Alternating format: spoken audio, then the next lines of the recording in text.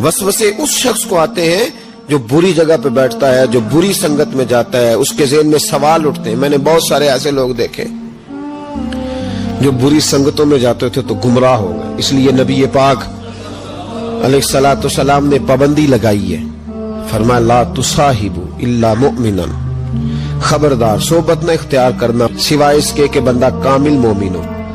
कामिल मोमिन के अलावा किसी की सोबत इख्तियार ला तुसाहिब, ये वही ला है जो कलमे में है, ला इलाहा कोई माबूद नहीं। तो आप मुस्नद इमाम अहमद बिन हंबल की इस हदीस का क्या मतलब लेंगे? ला तुसाहिबु इल्ला मोमिन, खबरदार कतन ना जाके उस बंदे के पास बैठना जो कामिल मोमिन ना हो। तो कच्चे लोगों के पास क्यों बैठते हो?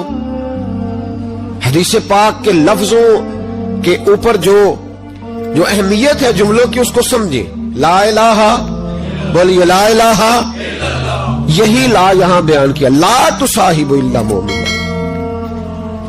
खबरदार उस बंदे के पास कभी नहीं जाना जो कामिल मोमिन ना हो, और जो कामिल मोमिन हो उसके पास जरूर जाके बैठना। ये हुजूर एक बात शेख सादी ने लिखी है। शेख सादी रहमतुल्लाह अलैह फरमाते हैं, ये मैं आपको जवाब दे रहा हूं, कुछ सवालों का जवाब है जो ज़हनों में उठते हैं। शेख सादी रहमतुल्लाह तआला अलैह कहते हैं, एक बाप अपने बच्चे को कहता था, बच्चे उन लोगों के पास न बैठा कर, बंदे सही नहीं, तेरे ज़हन में वसवसे पैदा करें। उसने कहा अब्बा जी वो नहीं सही, मैं तो सही हूं ना, मुझे कोई कुछ नहीं कह सकता, मैं खुद बड़ा ठीक हूं। तो उसने कहा बेटा नहीं, सोहबत सालेह तुरा साले कुनन और सोहबत तालेह तुरा ताले कुनन, चंगियां दे लड़ लगी सा ते मेरी झोली च फुल पै, भैड़ियां नाल मैं रल गई ते मेरे अगले भी डुल गए, मेरे अगले भी भैड़ियां नाल में रल गई थे, यानी फिर रेत से कपड़े भर गए सारे। कहा शेख सादी कहते उस वालिद ने अपने बच्चे को समझाया, कहा ना जा उधर, वरना तो उसने कहा अब्बा मैं जब ठीक हूं तो मेरा कोई क्या बिगाड़ लेगा, हमें बड़ी जल्दी ये गुमान हो जाता ना मैं कामिल हो गया हूं, मेरा कोई क्या बिगाड़ लेगा, मैं जाऊंगा। वालिद ने समझाया, बाप था ना उसने समझाया, लेकिन कुछ लोग बगैर हादसों के समझते भी नहीं, वो समझते हादसा जरूरी है, हालांकि बगैर हादसे के बगैर दुखों के समझ आ जाए तो बड़ी अच्छी है। तो बस उसने कहा नहीं मैं नहीं मानता। वालिद ने एक मिसाल से समझाना चाहा, उसने कहा तू ठीक है, कहा मैं बिल्कुल ठीक हूं। कहा इस तरह कर, जा बाजार से ना 2 किलो अच्छे वाले सेब लेके आ। नौजवान मेरी बात पे खास तवज्जो करें, 2 किलो अच्छे सेब, वो सेब लाया बड़े खूबसूरत प्यारे, का देख के लाना, कोई दाग ना हो, कोई धब्बा ना हो, कोई ऐसी, वो देख के लाया बड़े खूबसूरत बड़े प्यारे अच्छे सेब। का बेटे अब दोबारा जाओ मंडी और 1 किलो गंदे भी लेके आ, गले सड़े भी लेके आ। उसने कहा ठीक है, गले सड़े भी ले आया 1 किलो। अच्छे कितने थे? 2 किलो। गले सड़े कितने थे? 1 किलो। अब उसने वो 2 किलो सेब एक टोकरी में डाले और गले सड़े भी उसके अंदर डाल दिए।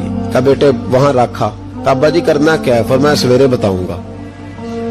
सुबह का जब सूरज चमका ना, सुबह का जब सूरज चमका तो वालिद ने क्या किया, उसको कहा जाओ टोकरी लेके आ। अब जब टोकरी लाया ना तो गौर करना बात पर, बुरे कितने थे, अच्छे कितने थे।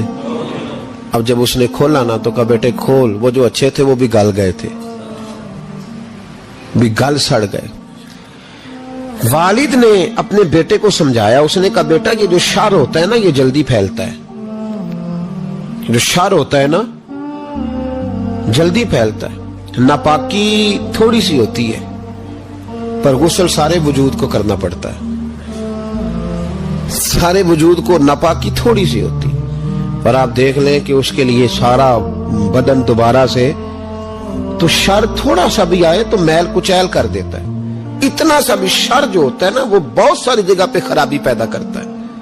ओ भाई पेशाब का एक कतरा भी दूध में गिर जाए पूरे भरे हुए बर्तन में तो दूध पीने के काबिल, समझ लो बात को। आपने ये कैसे कह दिया कि एक बंदा जरा मेरा गलत है जी बाकी सारे सही है। वो शर थोड़ा भी जो होता है ना, थोड़ा भी वो गलबा करता है, वसवसा अंदोजी करता है, बुरे ख्यालात जन्म लेते हैं। इस सीने को अगर साफ रखना है, इस सीने को अगर तवाना रखना है, इस सीने को अगर ठंडा रखना है तो फिर उनके पास जाके बैठना पड़ेगा जिनके सीने ठंडे हैं।